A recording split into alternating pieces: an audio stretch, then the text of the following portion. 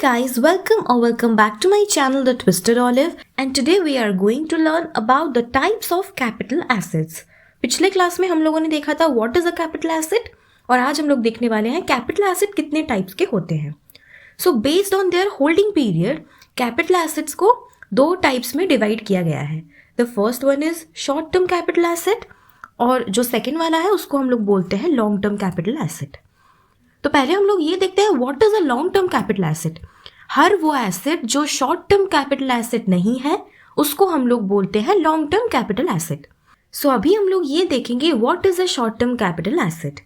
हर वो capital asset which is held by an assessee for not more than 36 months immediately before the date of transfer. मतलब आपने purchase किया, उसके बाद आपने उसको 3 साल तक रखा, यानी कि 36 मंथ्स तक रखा अपने पास, और उसके बाद आपने उसको सेल कर दिया, तो उसको हम लोग बोलते हैं short term capital asset. Capital asset को शॉर्ट टर्म और लॉन्ग टर्म तब ही बताया जाता है जब उसे ट्रांसफ़र किया जाता है, क्योंकि जब हम लोग उसको अक्वायर करते हैं हम लोग उसको क्या बोलते हैं, कैपिटल एसेट. सो अब आता है कि नीड क्या है सेग्रीगेट करने की. ये जो शॉर्ट टर्म और लॉन्ग टर्म है इन दोनों को अलग करने की क्या नीड है, क्योंकि जो रेट्स ऑफ टैक्सेस होते हैं that varies according to them. जो शॉर्ट टर्म कैपिटल एसेट होते हैं उनको ट्रांसफ़र करने पे हमें जो गेन मिलता है उसको हम लोग बोलते हैं शॉर्ट टर्म कैपिटल गेन, और लॉन्ग टर्म एसेट को सेल करने पर या ट्रांसफ़र करने पर जो गेन हमें मिलता है that is known as long term capital gain. So इन लोगों का रेट्स ऑफ टैक्सेस क्या होता है. लॉन्ग टर्म कैपिटल गेन के लिए जो टैक्सेशन का रेट है दैट इज़ 20% फ्लैट. जितना भी आपका गेन आया उस पर 20% आपको टैक्स देना है. लेकिन जो शॉर्ट टर्म कैपिटल गेन है उस पर आपको स्लैब रेट के हिसाब से टैक्स देना है. सो किसी भी कैपिटल एसेट को ये बताने के लिए कि ये शॉर्ट टर्म कैपिटल एसेट है या लॉन्ग टर्म कैपिटल एसेट है, उसके लिए हमें क्या जानना ज़रूरी है कि उसका पीरियड ऑफ होल्डिंग कितना था. क्योंकि हमें बोला है कि जिस भी कैपिटल एसेट को हम लोग 36 मंथ्स तक ही रखेंगे अपने पास, उससे ज़्यादा नहीं रखेंगे, तो उसको हम लोग बोलते हैं शॉर्ट टर्म कैपिटल एसेट. सो देखते हैं कि पीरियड ऑफ होल्डिंग क्या होता है. जिस दिन आपने उस एसेट को अक्वायर किया उस दिन से लेके जिस दिन आपने उस एसेट को ट्रांसफ़र कर दिया उसके एक दिन पहले तक के जो पीरियड को हम लोग बोलते हैं पीरियड ऑफ होल्डिंग.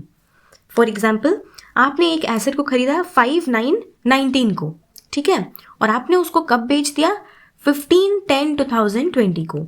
सो इनके बीच का ये जो टाइम पीरियड है this is called period of holding. तो इस केस में पीरियड ऑफ होल्डिंग क्या हो जाएगा, वो हो जाएगा from the date of acquisition, यानी कि 5/9/19 से लेके जिस दिन आपने ट्रांसफ़र किया उसके एक दिन पहले तक.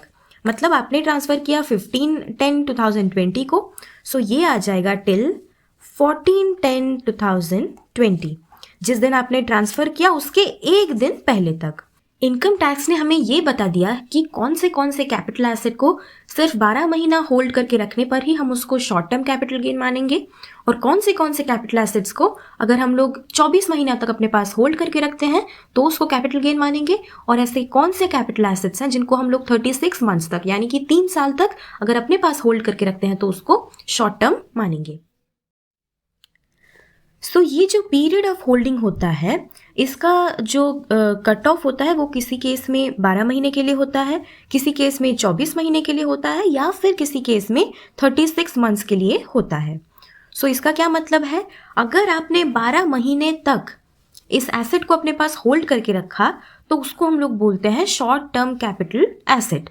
लेकिन 12 महीना एक दिन जब हो जाता है, जब मोर देन 12 मंथ्स हो जाता है, फिर चाहे वो एक दिन ही क्यों ना हो, अगर 12 महीना एक दिन जिस दिन से हो गया वहाँ से वो क्या हो जाएगा, वो हो जाएगा आपका long term capital asset. Okay, so आपको यहाँ पर ये तो समझ में आ गया कि जो शॉर्ट टर्म कैपिटल गेन होता है उस पर स्लैब रेट के हिसाब से इनकम टैक्स लगता है, और जो लॉन्ग टर्म कैपिटल गेन होता है उस पर 20% फ्लैट के हिसाब से कैपिटल गेन लगता है.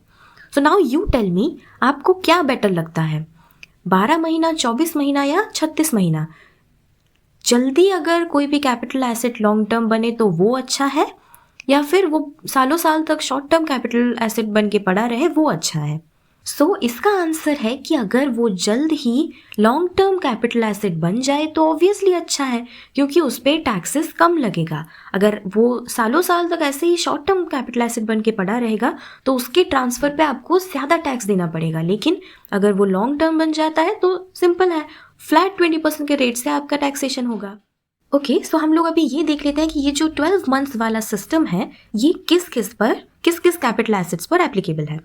फर्स्ट आता है लिस्टेड सिक्योरिटीज़, फिर चाहे वो इक्विटी हो या फिर प्रेफरेंस हो या फिर डिबेंचर्स हो या डेट हो जिसको हम लोग बोलते हैं। तो लिस्टेड सिक्योरिटीज़ क्या होता है? वो securities which are listed on the stock exchange. इसके बारे में आप लोगों ने डिटेल में कंपनी लॉ में तो पढ़ा ही होगा। फिर सेकंड में आता है यूटीआई यूनिट्स। यूटीआई क्या होता है? Unit trust of India. उसके जो यूनिट्स होते हैं वो सब भी हम लोगों का 12 महीने के बाद लॉन्ग टर्म कैपिटल एसेट बन जाते हैं और 12 महीने तक वो रहते हैं short term capital asset. Next है equity oriented mutual funds. Equity oriented mutual funds क्या होता है? हम लोग का जो म्यूचुअल फंड्स होता है वो दो टाइप का होता है, एक होता है इक्विटी ओरिएंटेड और एक होता है डेट ओरिएंटेड, या जिसको हम लोग बोलते हैं डिवेंचर ओरिएंटेड।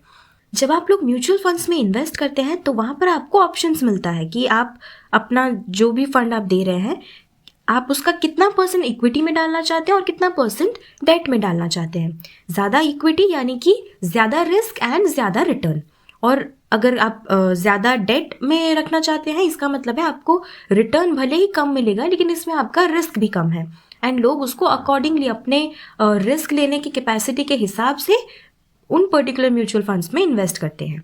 सो हम लोग इक्विटी ओरिएंटेड म्यूचुअल फंड्स उसको बोलते हैं जिसमें इक्विटी का जो परसेंटेज है that is more then 65, more than और इक्वल टू 65% इन इक्विटी। और डेट ओरिएंटेड म्यूचुअल फंड्स किसको बोलते हैं? Which is not an equity oriented mutual fund, उसको हम लोग बोलते हैं डेट ओरिएंटेड। यहाँ पे हम लोग आइडेंटिफाई करते हैं कि ये सब इक्विटी ओरिएंटेड है या फिर डेट ओरिएंटेड है। पहला क्या है? पहला है कि इक्विटी का परसेंटेज 80% है और डेट का है 20%। सो इक्विटी का परसेंटेज यहाँ पे 65% से ज़्यादा है, सो ये क्या है? ये हो जाएगा इक्विटी ओरिएंटेड। दूसरे में क्या है? दूसरे में भी वैसे इक्विटी का परसेंटेज 65% से ज़्यादा है, so again this is an equity oriented mutual fund. और अब ये थर्ड केस में क्या है?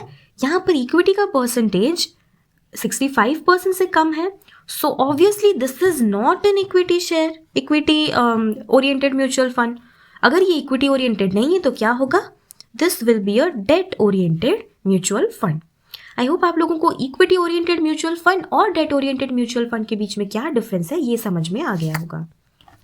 सो यहाँ पे बोला है कि जो इक्विटी ओरिएंटेड म्यूचुअल फंड्स ही होते हैं, यानी कि जिसमें 65% से ज़्यादा इक्विटी फंड में इक्विटी में इन्वेस्ट किया गया है, उसको हम लोग क्या बोलते हैं?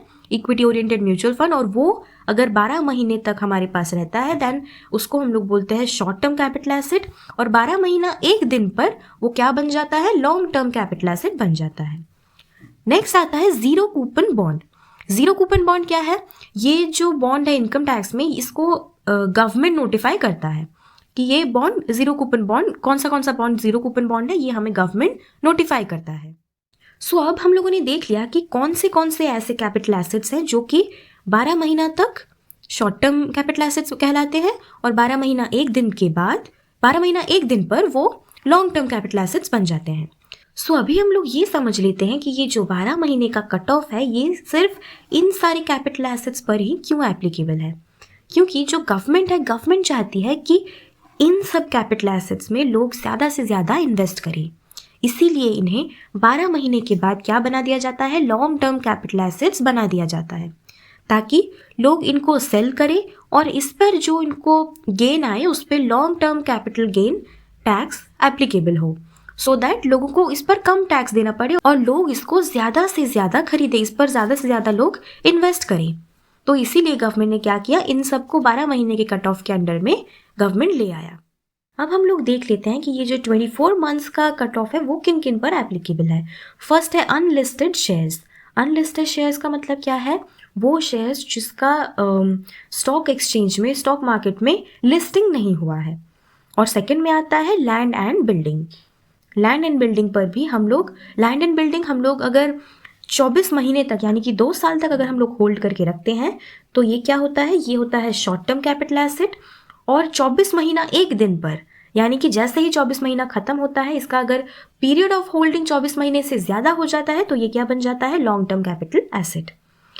नेक्स्ट आता है कि ये सारे ये जो 6 चीज़ें हैं जो 12 महीना और 24 मंथ्स के कट ऑफ के अंडर में आते हैं, इन सब के अलावा जो बाकी अदर एसेट्स रह जाते हैं उसको हम लोग क्या मानते हैं, उसको हम लोग मानते हैं 36 महीने तक, 36 मंथ्स तक, यानी कि 3 साल तक अगर हम लोग उसको होल्ड करके रखते हैं तब भी ये शॉर्ट टर्म कैपिटल एसेट्स कहलाती है। और जैसे ही 3 साल खत्म होता है यानी कि 36 मंथ्स एंड 1 डे, इस पर ये क्या बन जाते हैं, long term capital asset. 36 months के बाद ये सब को अगर हम लोग ट्रांसफ़र करते हैं तो उससे हमें जो भी गेन अराइज होता है उस पर अगर हम लोग टैक्स पे करेंगे तो that is known as long term capital gains. So अब हम लोग बुक में देख लेते हैं कि बुक में क्या क्या दिया है। बुक में ये सब दिया है, हम लोगों ने ये ऑलरेडी पढ़ लिया। अभी नेक्स्ट है what is period of holding. Period of holding क्या होता है ये तो हम लोगों ने देख लिया, वो जो डेट ऑफ एक्विजिशन और जिस दिन हम लोग ट्रांसफ़र करेंगे उससे एक दिन पहले वाला। तो यहाँ पर बोल रहा है कि जब हम लोग नेचर ऑफ एसेट डिसाइड करते हैं कि ये शॉर्ट टर्म है या लॉन्ग टर्म है, उस टाइम हम लोगों को ये कुछ पॉइंट्स हैं जिसको हमें ध्यान में रखना है। फर्स्ट है period after liquidation. In case of shares, if company goes into liquidation, the period after the date of commencement of liquidation is to be excluded. मतलब जब किसी कंपनी का लिक्विडेशन होता है यानी कि कंपनी बंद हो जाती है, कंपनी अपने सारे लाइबिलिटीज़ को चुकाना स्टार्ट कर देती है। सो पहले डिबेंचर होल्डर्स को अपना प्रॉफिट मिलता है, उसके बाद प्रेफरेंस शेयर्स को मिलता है और उसके बाद जाके किसको मिलता है, इक्विटी शेयर्स को।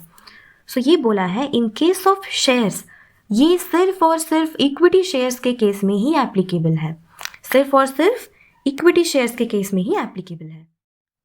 सो इसको हम लोग ड्राइंग में समझते हैं। क्या बोला है कि हम लोगों ने इस पॉइंट ऑफ टाइम पे, ये एक टाइम लिमिट है, इस पॉइंट ऑफ टाइम पे हम लोगों ने यानी कि जो इक्विटी शेयर होल्डर्स लोग हैं उन लोगों ने शेयर्स खरीदा। उसके कुछ सालों बाद कंपनी का लिक्विडेशन हो गया और फिर लिक्विडेशन होने के बाद उन लोगों ने अपना जो एसेट्स है उसको बेचा, फिर उन लोगों ने डिबेंचर होल्डर्स और प्रेफरेंस शेयर होल्डर्स को अपना अपना शेयर दे दिया। उसके बाद जो बच गया, सारी कैलकुलेशन के बाद जो बच जाता है उसको क्या करते हैं, उसको इक्विटी शेयर होल्डर्स के बीच में डिवाइड किया जाता है। इक्विटी शेयर होल्डर्स को तब जाके उनका पेमेंट मिलता है। तो यहाँ पर बोल रहा है कि the period after the date of commencement of liquidation is to be excluded. मतलब ये बोल रहा है कि सिर्फ और सिर्फ इक्विटी शेयर्स के केस में क्या होता है, जो पीरियड ऑफ होल्डिंग होता है वो इस पीरियड को लिया जाता है एज पीरियड ऑफ होल्डिंग। ये जो पीरियड है इस पीरियड को पीरियड ऑफ होल्डिंग के हिसाब से नहीं लिया जाता है। सो इस केस में सिर्फ और सिर्फ ये वाले पीरियड को लिया जाता है। सो हम लोग ये अज्यूम कर लेते हैं कि एक लिस्टेड कंपनी है जिसका लिक्विडेशन हुआ है। तो यहाँ पर ये जो शेयर्स हैं, ये शेयर्स फॉर एग्जांपल 12 महीने के अंदर ही उनका लिक्विडेशन हो गया उस कंपनी का। तो ये जो शेयर्स हैं, ये पीरियड कितना है, 12 मंथ्स का होल्डिंग है। और उन लोगों को उनका शेयर का पेमेंट कब मिला, यानी कि जो इक्विटी शेयर होल्डर्स हैं वो लोग को अपने शेयर्स का पेमेंट मिला 2.5 ईयर्स के बाद। ये है 1 ईयर के बीच में लिक्विडेशन हो गया और ये उनको मिला जाके 1 ईयर के बाद। सो इस केस में जो पीरियड ऑफ होल्डिंग होगा दैट इज ओनली 12 मंथ्स। ये जो 2.5 ईयर्स कब उनको पेमेंट मिला इससे हमें कोई फ़र्क नहीं पड़ता। हमें फ़र्क किससे पड़ता है, सिर्फ और सिर्फ उस डेट से पड़ता है जब लिक्विडेशन हुआ था। सो यहाँ पर ये जो शेयर्स है ये क्या हो जाएगा, ये हो जाएगा शॉर्ट टर्म कैपिटल एसेट और इनके ट्रांसफ़र को बोलेंगे शॉर्ट टर्म कैपिटल गेन्स। तो यहाँ पर टैक्सेबल कैसे होगा, ये नॉर्मल हमारे स्लैब रेट के हिसाब से ही टैक्सेबल होगा। फर्स्ट पॉइंट समझ में आ गया। अब हम लोग देखते हैं सेकंड पॉइंट में क्या बोला है। Date of transfer for calculating the period of holding of a capital asset, the date on which the asset is transferred is to be excluded.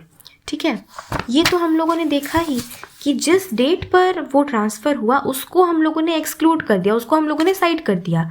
सिर्फ उसके पहले वाले दिन को ही हम लोग यहाँ पर इंक्लूड कर रहे हैं।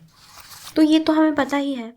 आई होप आप लोगों को period of holding of a capital asset इसका कॉन्सेप्ट भी आपको समझ में आ गया होगा। अब हम लोग ये एक छोटा सा इलस्ट्रेशन दिया है बुक में जिसको हम लोग अभी यहाँ पर सॉल्व करेंगे। यहाँ पे हमें कुछ कुछ आइटम्स दिया है, उनका पीरियड ऑफ होल्डिंग दिया है, हमें बताना है कि इनका जो नेचर ऑफ एसेट है वो क्या है।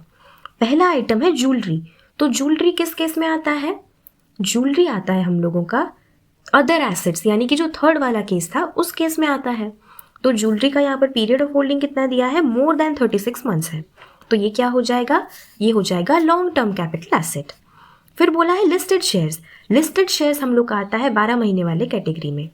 तो यहाँ पर बोला है मोर देन 12 मंथ्स है इसका पीरियड ऑफ होल्डिंग।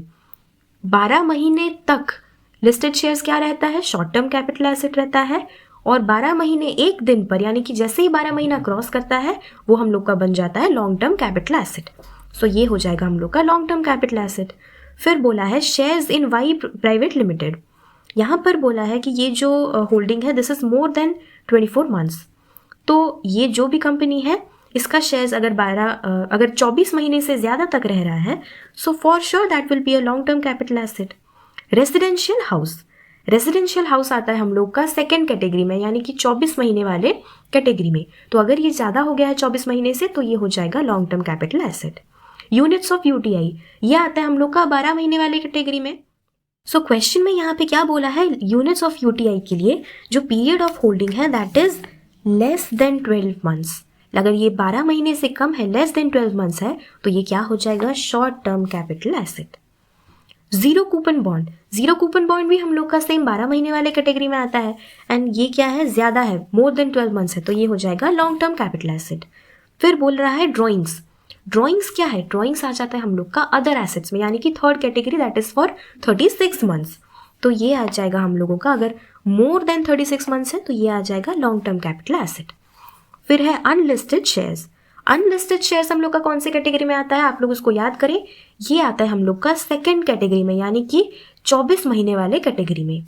तो अगर ये लेस देन 24 महीना है, 24 महीने से कम टाइम के लिए अगर इसको हमने होल्ड करके रखा है, सो ये हो जाएगा हम लोग का short term capital asset. I hope आप लोगों को आज हमने जो भी पढ़ा, यानी कि टाइप्स ऑफ कैपिटल एसेट्स और पीरियड ऑफ होल्डिंग, ये सब कुछ अच्छे से समझ में आ गया है। और यहाँ पर मैं एक और चीज़ आपको बताना चाहूँगी कि यहाँ पर मैंने 3 अलग अलग कलर्स इसलिए दिए हैं ताकि आप लोग जब याद करें तो आपके दिमाग में आए कि yellow colour is for 12 months, orange colour is for 24 months and green colour is for 36 months. तो आप लोग इसको इस हिसाब से याद रखें, so this will be easier for you to remember. और अगर आपको ये वीडियो पसंद आया है, आपको सब कुछ समझ में आया है, तो प्लीज़ इस वीडियो को लाइक करें, मेरे चैनल द ट्विस्टेड ऑलिव को सब्सक्राइब करें और इसे अपने दोस्तों के साथ शेयर करें।